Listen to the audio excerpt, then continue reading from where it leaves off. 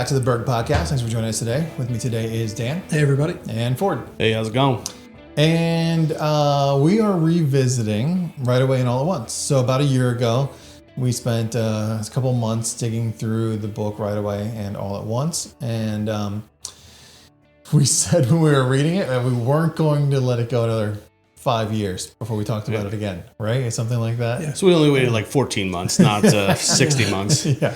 That sounds like progress. That's progress. I feel like you said that sarcastically. This feels like progress. It's more than like a quarter better. I mean, it's like 75% better, so it's good. Vast improvement. That's a significantly faster turnaround.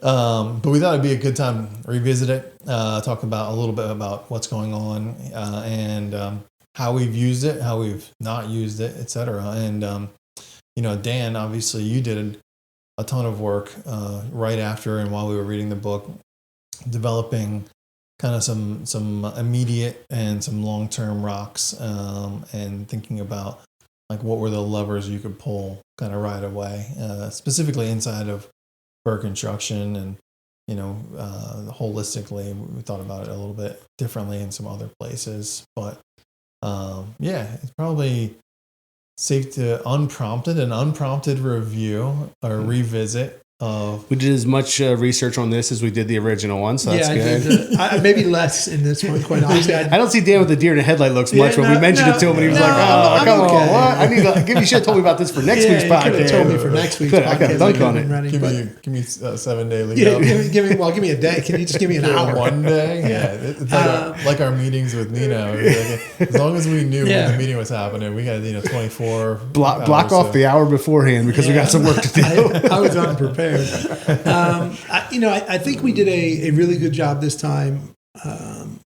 The team did a good job effectively embracing that we needed to do it. Right. And I think we worked at it pretty effectively for 6 months. Yeah. Right. So I think that we went into it for a quarter and said, okay, this is what we need to focus on. This is what we need to do. And I think we did that even in the second quarter. The third quarter coming out of the process of trying to do it, I think we, as we do, I think we lost some focus and steam on forward momentum. Now, honestly, having said that, I think part of the problem is that I struggle with the Right Away and All at Once process, right, is it is easier to identify things that you can do to impact, change, or improve things right away and do it all at once right away. But the second month or the second quarter, the third quarter, the fourth quarter, it gets trickier because at times I felt like we were actually going backwards, like stuff that I had said, like, okay, we need to do this. And we did it. And then the outcome was effective, but it either didn't accomplish enough or the fix didn't yield the result we wanted. Mm-hmm. Right? Does that make sense? It's like the low hanging fruit. Like there was those easy wins in the beginning because there's like real easy ones. And then after that, it's more difficult because the change is not going to be as quick of a remedy. Sure. That's why some people think the debt snowball. You pay off the small, not the one with the lowest interest rate. You pay off the smallest one because it's those wins that are helpful to momentumize and get you moving in the right direction. Whereas if you're just like, all right, I got to do this for X amount of time. Yeah. It's not as easy to identify because if you take out the 10% or 20% that are the ones you can just like swipe away, and now all of a sudden you got to look harder at other things that are more usually longer term. They're not going to all be right away. You can't do everything right away. I mean, there's deeper things to the game. Well, and the premise behind it, right, is you pick 3 to 5 things that you can do that will have the most significant impact and you do them immediately. And like anything, like the hard part about pulling a lever and doing it immediately isn't that you see the result immediately, it's that you took the action immediately, right? And I think we experienced that a little bit. So I think that we pulled levers quickly, right away, and then didn't necessarily see the results because it's impossible. Like some of the things that we had to do as an organization when we started pulling those levers, when you were putting those things on paper and taking action with your team here in the building, weren't things that you could see visible results of like a day, a week, a month later.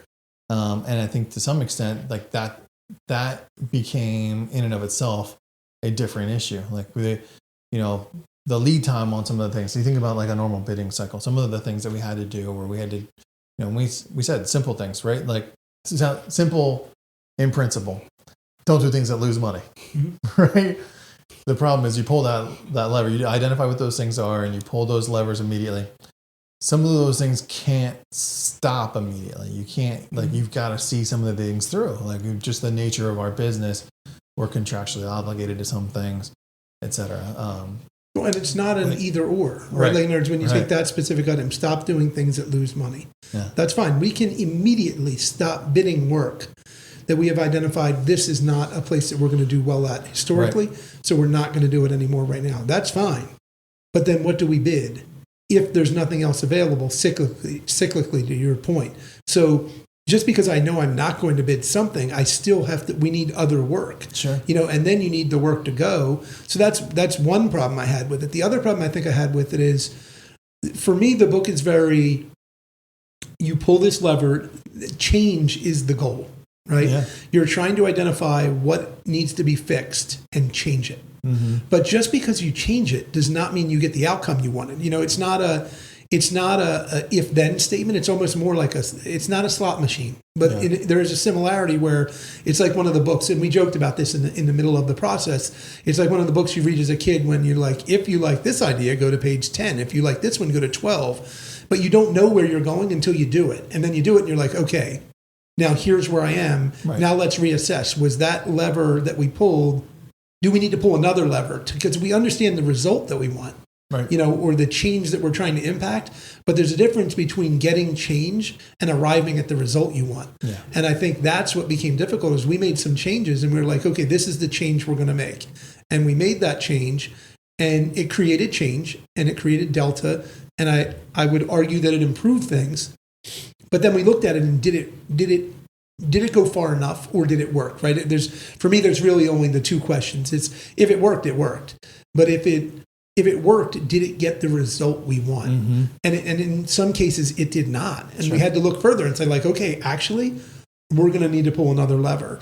And I think that's one of the most difficult parts we've had over the last 14, 18 months, is looking at some of our decisions and then having to revisit them and say, like, okay, we're going to have to either go further or go in a completely different direction. Like, we're still pulling that lever, but the way we pulled it didn't work. It's a different thing we're going to need to do. And it really made me start to look at, I almost questioned everything at that point. Like, I don't know if that makes sense, but I started looking at everything, stuff that was givens, and some of it my own team put in my face. You know what I mean? They were like, hey, like, this was what you were trying to accomplish, but we feel like you would never do this thing because you don't believe it's the right thing.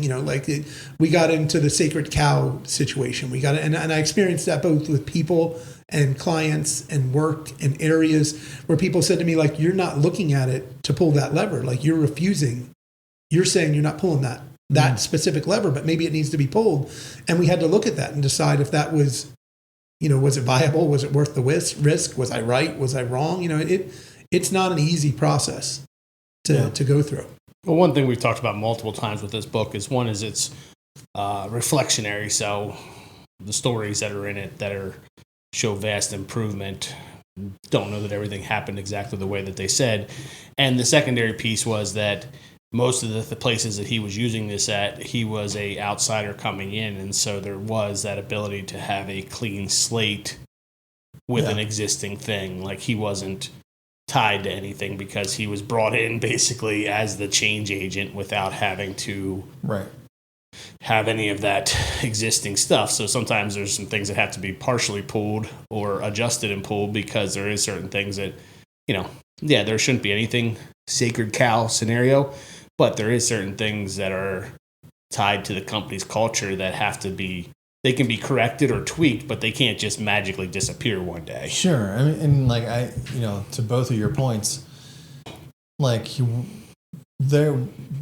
everything we do, I shouldn't say everything, but a majority of the things that we do, they're driven by relationship, right? And so the hard part about not being external, not being a third party who walked in and recognized the 3 to 5 things that should need to change this business immediately, and start, whacking at the things that don't belong. Like the hard part about that is like each one of us has connections to all of the things, right? So whether it's the people, whether it's the clients, whether it's the type of work, the equipment, like, our story has been written over 20 years, and to like sever things immediately because we read a book, it just at times seems a little impractical. Not that we didn't want to try and mold the clay a little bit or, round the edges a little bit. But some of the things like we maybe weren't willing to just cut off the arm, right? And at least that's my perspective, and I could be saying that. No, I think that's very simple, because I've seen it in other places where, like, when you come in clean and fresh, you have a different perspective of why this got to go, this got to go, and then the people that are there going like, well, we didn't do it because like whatever, and so it's just that there has to be that balance between trying to get to the end goal, but it can be tweaked without some levers might just need to be touched while other ones need to be banged on like a key on a piano. And this isn't like public corporate America either, right? We're not like necessarily trying to appease stockholders with like a corporate turnaround. Right. We're trying to, improve. Well, we're trying to be good stewards. So obviously, like Ford, you made an enormous investment in the organization and the people and all the things that come along with that. So we're trying to be good stewards of that investment, at the same time recognizing the way that you generally like to do work and the types of things you like to do, and sort of balance all of that. It wasn't just like, we're not going to sell widgets anymore.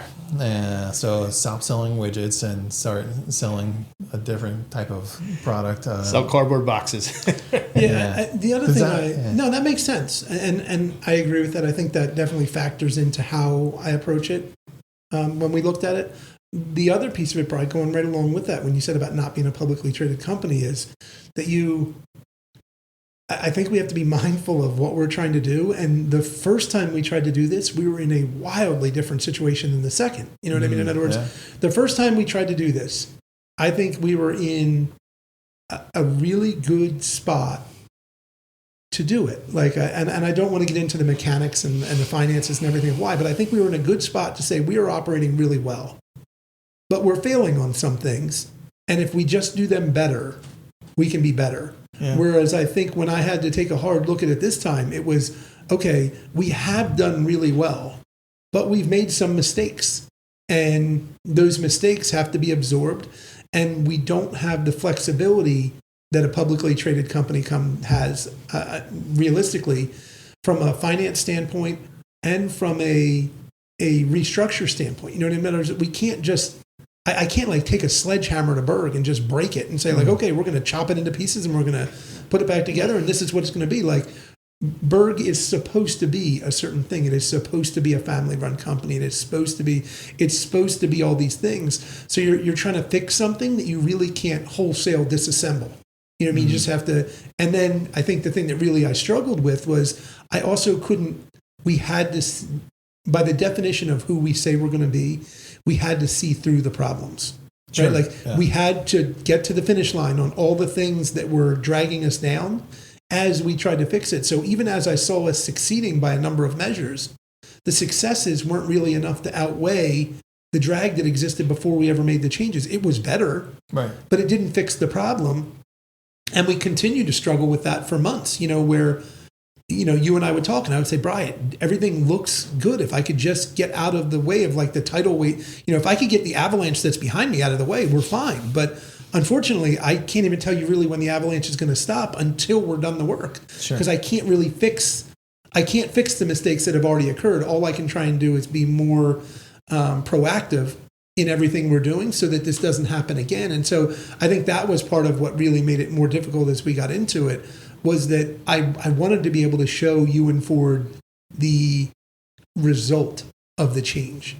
But it was really hard to do because the result of the failure was still there, and it was bigger than the result of the successes. We needed to get completely out, and it took us a lot, frankly, and transparently, it took us a lot longer to get out of that than I thought it would. I would argue still not out. I'm not saying we're out, but I'm saying Yeah. You know what I mean? When you and I would talk, I was like, 6 months. I mean, Ford, we used to joke, what was it, like the March of 25, I was right? just going to say March of 25. Right, March of 25. And that was a very specific date built on something that then pushed that from an argument stake, I could have said could have been August of 25. But I started to get into October of 25 and I was like, this isn't getting any better. Right. But it was because there was other problems that were systemic to the original problem, Yeah. the original situation on other jobs. And they all had to work themselves out. And then you get to a point, and I believe we're now, on the precipice of that point. But you and I could sit in a meeting and I would have trouble. I couldn't prove it to you. You know what I mean? Like, that's the hard part. I can't prove it to you. I can just show you data that suggests that I'm right. I can explain to you what we're winning and why and how we're bidding it. I can make a strong case for the recovery and the fixes and the pulling of the levers, creating change. Yeah. But what I can't do is get you to a full cycle of the jobs that we bid once we made the changes, having played out, proving that they were successful. Sure. Yeah. No, I get that. And I think beyond that, to some extent, we knew the things that had to stop happening, but the things that had to start happening couldn't start fast enough. Yeah. Right. So I think that, and to some extent we had to like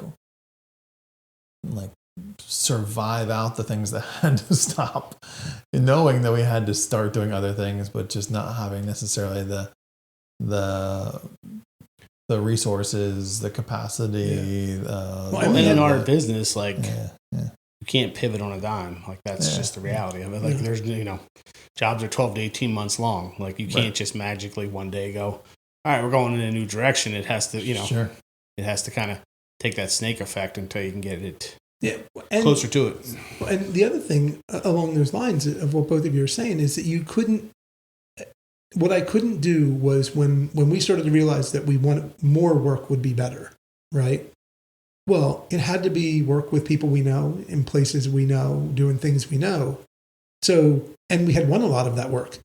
It just wasn't starting. Right. You know what I mean? So it wasn't like I could have easily gone and found another job that could have not done well. But you and I would talk and I would say, like, all the work that's out there that I could get right now, we don't want. Like, there's problem A, B, or C with it. And we really shouldn't do that job.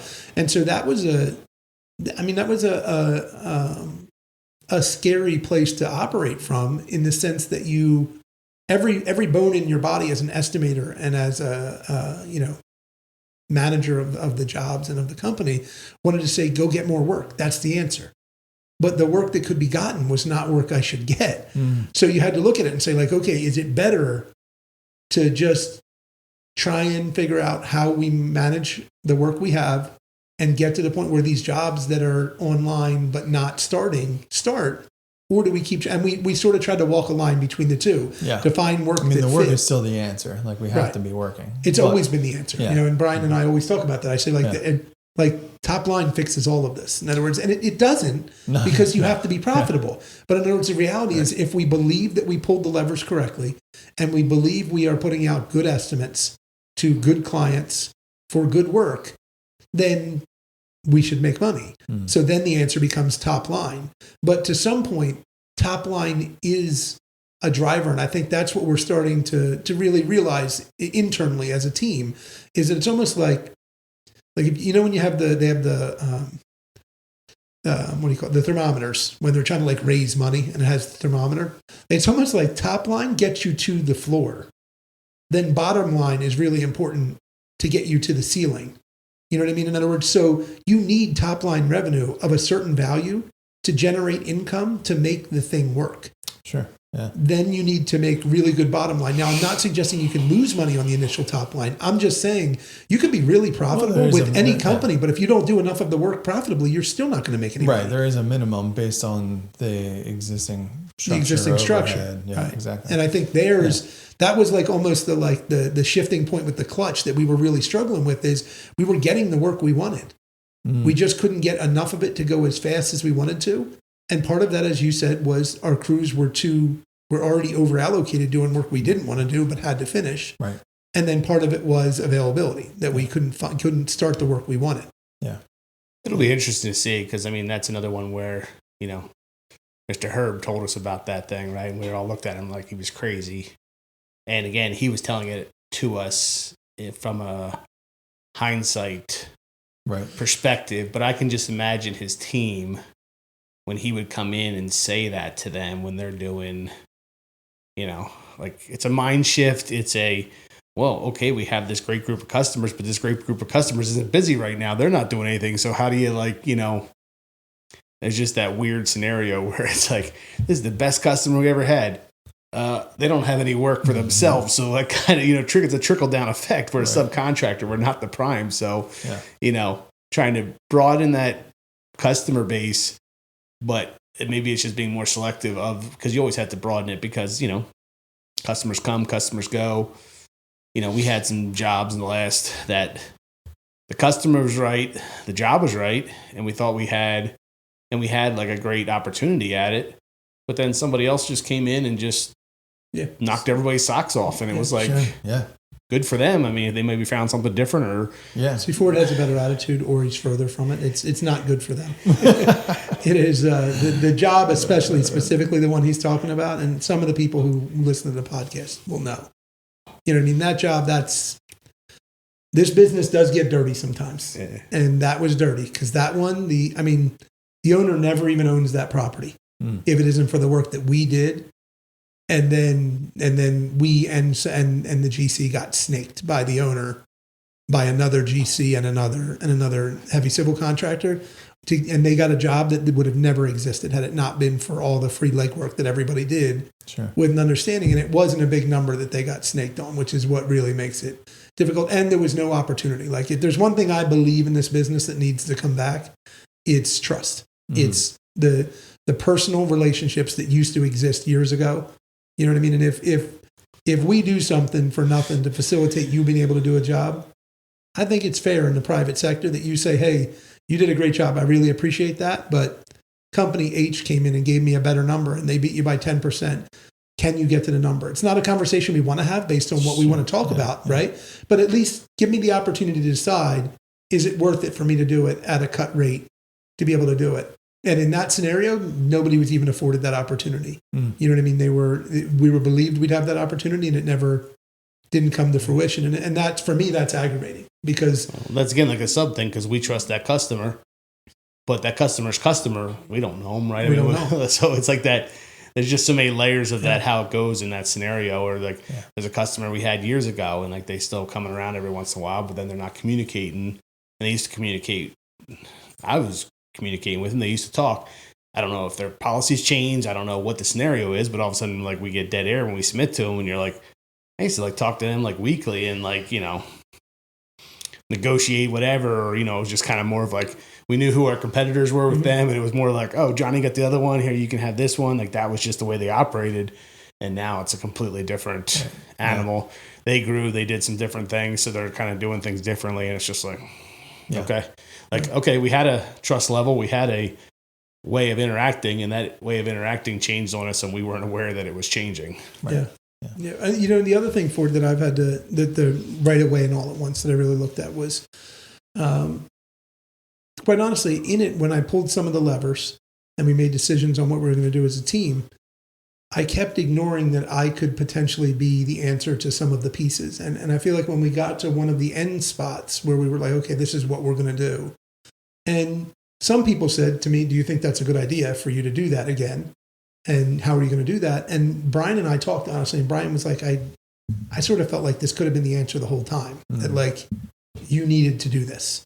You know, and it was one of those things. It's funny because like it's not the sacred cow thing, right? But there's like some variation. I don't really know how to describe it that I hadn't really considered I would do it, you know, because I don't know how I would balance it, and I've struggled a little bit too. And we figured out a solution, but like I feel like if we would have sat in the room, the three of us, and said like, "What's the roadmap out?" You might have said the answer was that I try and do this function, right? But we went through the whole process and then we didn't do, like, that wasn't the answer. And I don't know if it wasn't the answer because I didn't allow it to be the answer, or if because we weren't in the room enough that we like worked our way to that answer, or if because of the people that existed, we were like, okay, that doesn't have to be the answer. There's a better answer given our current setup. I don't know why, but it was one of those things that was kind of ironic that when we made that when that lever got pulled, right, all of a sudden, we started to be more effective more quickly, and we didn't immediately see the change, but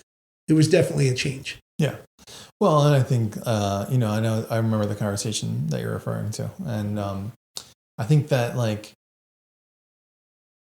sometimes and it goes back a little bit to how we started the conversation, like when we're looking for ways to not take a sledgehammer to it, right? And we were just trying to massage it and mold it into what we wanted it to look like. Sometimes we were trying to take existing pieces and see if we could spin them in circles and make them fit into the puzzle. And the problem with some puzzles is, you have to have pieces only fit in one spot. If they don't fit, then they're either in the wrong spot or they're in the wrong puzzle. Yeah. So I think that was and true to all of our nature, right? I think it's like I think it's a good thing that each one of us is compassionate enough to want to, like, give people the chances for success, to give people the chances to see if we can, squeeze them into the puzzle. Right. Find the spot. Find the spot, right? Maybe this is the puzzle, and we just didn't find the right spot in the puzzle yet. So I think that we were doing initially a lot of that. And the struggle was you pulled the levers and the pieces still didn't line up at times. And when we had that conversation, and when you said, I'm going to take this spot again, or a variation of it, I think that's when, like, you started to see the most change, because there was a spot that your attributes fit. Right. So, yeah. Well, and it allowed, quite honestly, and we're being careful to stay away from things, but you know what I mean? The piece that slid in, the piece that slid in, once I decided I was going to do that, and I knew I wasn't fully capable of committing to doing it, the pieces that supported me in trying to do that, all of a sudden I realized how far along they actually were at being able to do it, and how maybe that their makeup suited how we wanted to work. And they actually accelerated faster than I had anticipated they would, and fell in line with all the other pieces. You know what I mean? Like, all of a sudden, a few other pieces started to run smoother because of it. And it just, everything started to mesh a little better. And part of it is we were getting contracts signed, right? You know what I mean? But part of it is that we were getting stuff to the finish line. And, now it's just a question of seeing where it is as we play out over the next 3 months, next quarter. Yeah. And then it's continuity, really. Right now, like, we've got to continue to build on the things that have been successful for the last 3 months. Right. So. Yeah. And you look at it, the other thing that's so hard about this, right, the right away and all at once idea is, if you're really going to be successful, and in the book, again, I didn't like prep for it, but in the book, he juxtaposes immediate changes that make impacts in 1 or 2 quarters to long-term success of a company that then gets either repackaged or resold or rebranded, or exists as itself, but in a wildly more successful thing. So those 2 things, like, that's the beauty of looking back. Oh, yeah. And what we can't do right now. But in other words, it's really hard to look at, a quarter or 2 and try and make all these decisions, but know that what really matters is 12 quarters from now. You know what I mean? Where are we in 2029 or 2028 or 2030? And pick some year. Mm-hmm. Where are we then? If you knew where you were at that point, then you could be more okay with the rate of change and the rate of improvement now. But when you're in the moment of trying to make the changes, you're constantly wondering if the change is enough. Yeah. Right? Like, is it because it's not generating the result you want in the sense of, like, output? But I don't know that it can in most cases. And when you tell the story, you identify little changes that people see. Like, the one that always sticks with me is he cut the flights to whatever the hub was, because nobody flies there except for, like, what it was like. Yeah. Not the CEO, but it was somebody. Yeah, it was like a family member. It was a family member or something. But they cut that flight, right? And then they say, and then we were 50% more profitable. But it wasn't. It didn't happen like that. But it did happen. Right. And that's what's hard is you don't have the the advantage of knowing the result. We don't have the hindsight yet. Yeah. The other thing that was interesting too, what he said about Juxtapose is like in his business side, he's like quick and decisive and yada yada. But then on the personal side, which we spent a lot more time on this time, he's doing these things. I've been doing the same thing for 30 years. Like, you know what I mean? It's so crazy because he's so consistent with like the personal side. Like, okay, we have these get-togethers and we do them every year, and like people come to our house, or we send notes out, or we do whatever the scenario was. And those were repetitive, consistent, no changes. He didn't update the thing. He didn't start sending emails versus cards, because, you know what I mean? Like, it was funny how like the personal side was a long, slow process, but then when he was like mentally going into work, it was like flipping the switch and being like, okay, here, this is different. We're doing it a different way. Yeah. Well, and the other thing is, I think that can't be lost in this, right, is in exactly what Ford just said. On a personal side, we were also going through changes. You know what I mean? Like, we were adjusting to a new reality of what Ford's responsibilities were with what FB, right? Like, we only talk about Berg, but what with the greater, what Ford has built outside of Berg Construction, what would his responsibilities be there? Sure. And then some personal stuff with Ford, with what he wanted to do and take a little bit of time for himself. And if not time, space. Like, maybe that's more fair to say space, because I can't speak to what time he did or didn't, you know, how it changed. But so that's the other interesting piece when you bring that up, is that while we were trying to do this and shift and pull these levers, we were also trying to figure out what it was that got done with personal as well. You know, so it wasn't just one piece. It was they were trying to do it with the company, but we were also trying. We were doing right away and all at once for a we couple were doing, levers. yeah, right away and all at once. Ford pulled some levers. There's no doubt about that. It was, Yeah. That's right. Yeah, you know, and it's funny because on that side of it, you know, so many people as we went through the last year said to me like, "Well, it's a big change," and I was like, "Well, not really. I mean, yes, but no." Sure. Like, the change is not what they perceived it to be, right? Like, for me at least personally, the change was FaceTime. You know what I mean? The change was in-person interaction that just occurs. That was the change. It wasn't that Ford, you know, named me president, or Ford said, this is your responsibility. That wasn't the change. Like, because I feel like that could have occurred really at any point in the last couple years. And Ford was like building his way towards me having more responsibility. Yeah. The change was the like person holding my hand wasn't standing right there. I had to call them on a phone, you know, and that's a bigger change than you would anticipate it to be. For me, at least it was. And I think you feel in a similar way. Sure. Yeah, for sure. We're like, all right, test them and see if it works, right? Because that's the only way you can test the theory is to make it work. Well, we're going to find Trial out. by fire. Yeah, I don't know. I don't know when we find out if it worked or not. But you let me know. When you know, let me know. So I mean, but we did a good job of it. I think the key here is this isn't something. Ironically, we're revisiting it. I know. It's not something you revisit. It's just a way of thinking if you constantly do it.